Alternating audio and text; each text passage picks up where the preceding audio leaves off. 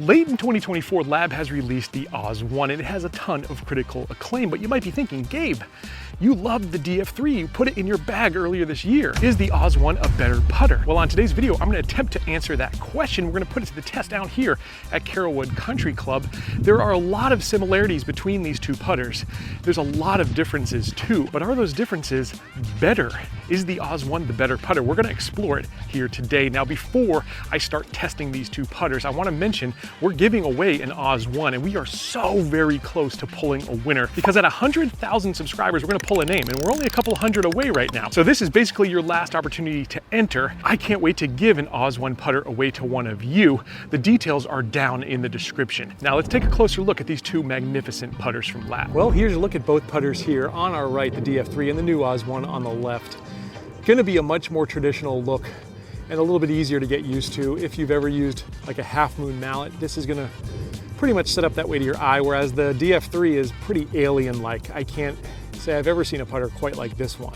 Looks department, a lot of people are gonna prefer the OZ.1. I will say though, I do like the oversized nature of the DF3 personally. As you can see, both of these have a T alignment, but you can customize this alignment if you go for a custom option on the website to pretty much anything that your heart desires. Also, I've got a forward-leaning shaft on both of these, but with the OZ.1, you've got a new option this time. You can go with a straight shafted putter, and I tried that out on course. I personally preferred this one, but a lot of people are gonna like, again, the shaft that comes straight and does not forward press because they're just not used to a forward leaning shaft. I think you see more ball this way, so I prefer it, but it's nice to have options. You only have options here with the OZ.1. Looking at the face of these putters, again, big difference with the OZ.1. For the first time, we've got an insert. That's a steel insert on that aluminum frame, whereas the DF3 all aluminum with those lines running parallel from the toe to the heel, whereas you've got some really nice milling there. Now I mentioned that steel insert, that's because this is the OZ.1 I is for insert, but you can opt in the spring for no insert. You can opt for it to be fully aluminum like the DF3, so you've got options. I've got these both set up with press pistol grips, although you've got your choice of grips from L.A.B. I like this one because it keeps my hands forward and it puts a nice roll, a little top spin on that ball coming off. On both of these putters, I've got the upgraded Acra shaft. It's about a $100 upgrade, but this shaft is super sturdy. You're not gonna get any bend or flex, which is what you do not want in putting. I like these Acra shafts, but it is an upgrade. Turning them over here, you've got 8 weights on each putter, and that is going to match your lie angle, and these putters are balanced like no others. In fact, L.A.B has its own revealer tool that shows just how perfectly balanced they are, but if you were ever to spin one of these, it has no bias. It's completely balanced, and that's because of those weights, which is why you never want to touch those weights. Huge part of the technology here with L.A.B. Now, both of these putters will pick up a ball. You can do it through the center hole there with the DF3, and you've got to scoop it up through the back with the OZ.1. So on paper, there is more options available here with the OZ.1, but does that make it the better putter? Now it's time to find out. We're here on the putting green. I'm going to start with the medium length putt, and these are so important because if you look at PGA Tour averages, those guys are just about 50%, just a hair underneath it, whereas us mere mortals are more like 33% from this range, 10 feet or so. This could be the difference between you breaking 80 for the first time, or if you're a mid-handicapper shooting in the 90s, you could be in the 80s if you could make 1 or 2 more of these per round. Let's see how we do with these. All right, we're gonna start off here with the DF3. Now this shape, to me, instills a lot of confidence, but I know a lot of folks think it looks very alien. I like this big, oversized profile. I love seeing so much of that big, long face, and after having used this putter, I know it's gonna be very forgiving off the toe and off the heel. I know a lot of folks are going to prefer the OZ.1 though. It is a smaller profile and it's a little bit more traditional. Can you get used to this by eye? That's a big issue for a lot of folks. Didn't get the line right there. What makes these putters, both of them, so good is that it takes away a huge part of the putting equation, which is keeping the face square to the path. As long as you get the line right, as long as you get the speed right, you're going to make more of these putts. I didn't do that time. Let's see if I do it this time. Yes, all right, 2 out of 3 there. That is really good. Now let's switch over to the OZ.1. Again, much smaller profile. Again, you still see the full face there, the way this shaft is tilted, but I think I do prefer the DF3 in terms of looks. Not gonna be the case for everybody though. Missed that first one. Let's see if we can improve on that. That one was a great example of not making great contact. I hit that towards the heel and I didn't lose any speed and I didn't tug it or push it or anything like that. It stayed square. That's what these putters do so well. I didn't deserve to make that putt, and yet it went in.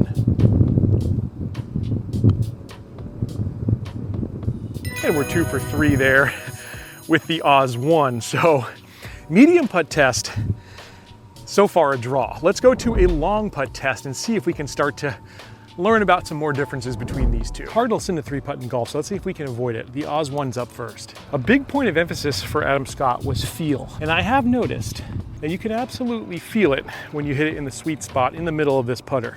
Mishits are much less noticeable with the DF3, where it feels pretty much the same anywhere you hit it on the face.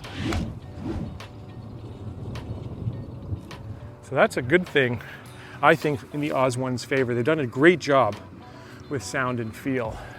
That was a pretty good start there. The other thing I noticed with both of these putters is when you take a big, long, arcing swing, sometimes with a traditional putter, I pull them. I don't ever do that with these ones. They stay square all the way. It's one less thing I got to worry about. It's huge. Oh, that could be in. Come on, get cozy. I really feel like the distance control with the OZ.1 is excellent.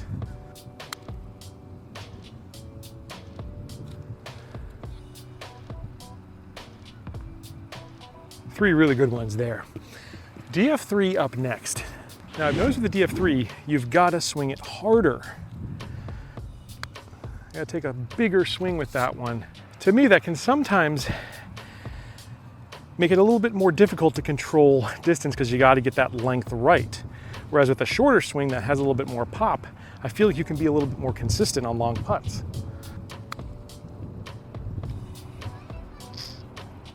I have enough gas there, see? That's exactly my point. There's just a little bit more room for error when you have to swing it a little harder.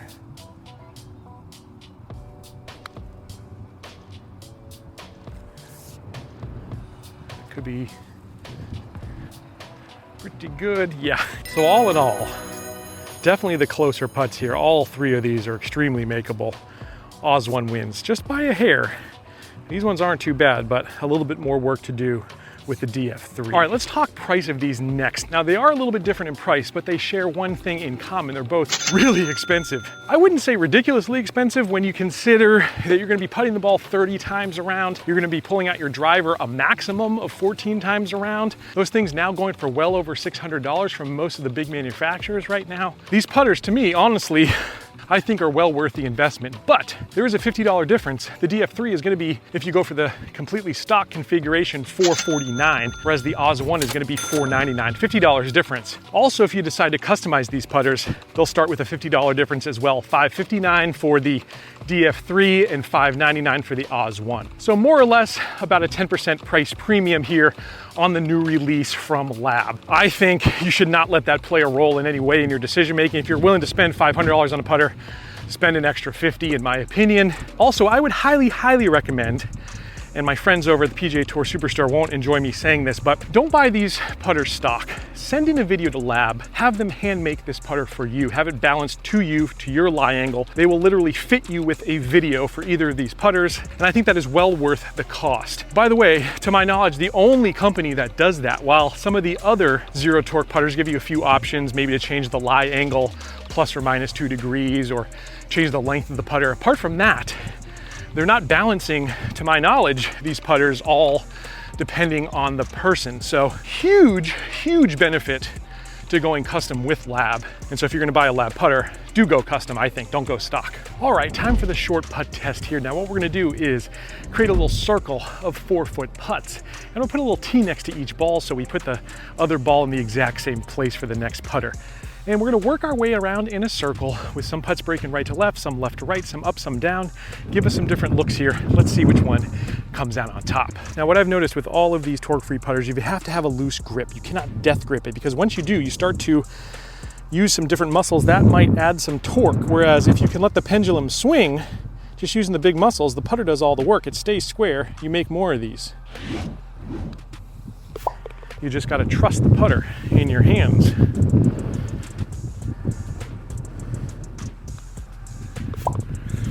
Now, we're on a slope here, so some of these are gonna start to break the other direction as we go. And we started uphill, now we're looking like downhill putts.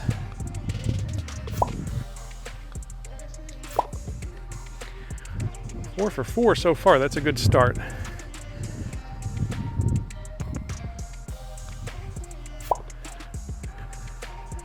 Saw more of that cup than I would have liked.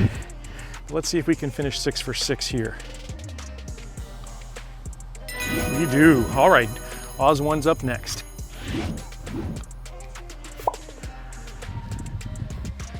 That's one.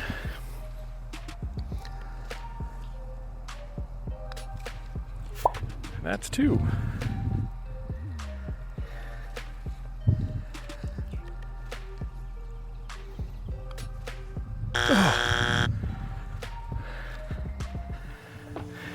I'm hitting these firm too, as you can see. That one ran way past, which happens when you hit them firm.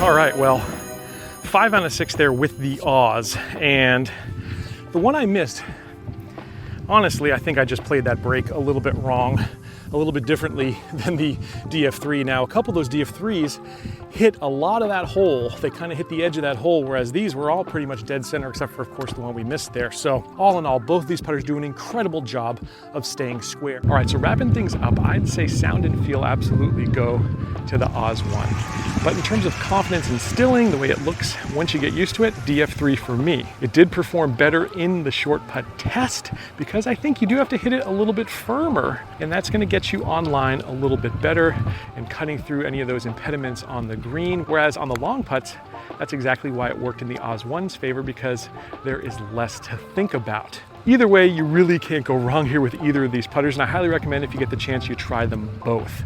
But also, I do recommend you go custom, because that is the huge advantage to going L.A.B when you're thinking about a torque-free putter. If you're already going to spend the money, spend a little bit more and get it custom tailored for you. It will make a difference. Either way, great putters. I hope you enjoyed watching this one, and I'll catch you back here next time on another edition of Let's Play Through.